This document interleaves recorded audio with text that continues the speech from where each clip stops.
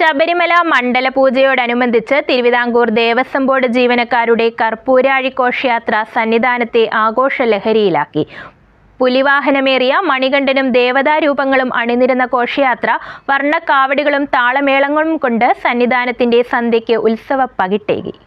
ശബരിമല സന്നിധാനത്ത് സേവനമനുഷ്ഠിക്കുന്ന തിരുവിതാംകൂർ ദേവസ്വം ബോർഡ് ജീവനക്കാർ മണ്ഡല മഹോത്സവത്തിന്റെ ഭാഗമായി എല്ലാ വർഷവും നടത്തിവരാറുള്ള കർപ്പൂരാഴി ഘോഷയാത്രയാണ് പൂർവാധികം വർണ്ണപ്പകിട്ടോടെ കൊണ്ടാടിയത്.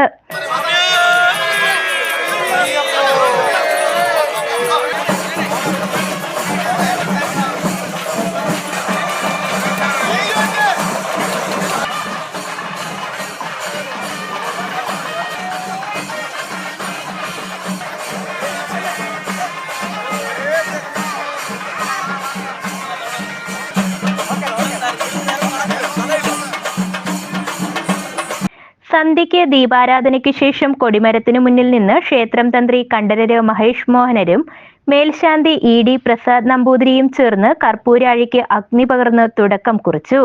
തുടർന്ന് ക്ഷേത്രത്തിന് വലം വെച്ച് നീങ്ങിയ ഘോഷയാത്ര ഫ്ലൈ ഓവർ കടന്ന് മാളികപ്പുറം ക്ഷേത്രസന്നിധി വഴി നടപ്പന്തലിൽ വലം വെച്ച് 18-ാം പടിക്ക് മുന്നിൽ സമാപിച്ചു.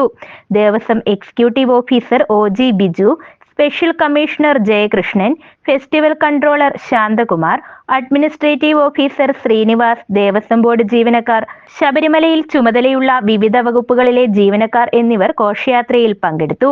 സന്നിധാനത്ത് സേവനമനുഷ്ഠിക്കുന്ന പോലീസ് ഉദ്യോഗസ്ഥർ നേതൃത്വം കൊടുത്ത കർപ്പൂരാഴി ഘോഷയാത്ര ബുധനാഴ്ച വൈകിട്ട് ദീപാരാധനയ്ക്ക് ശേഷം നടന്നു.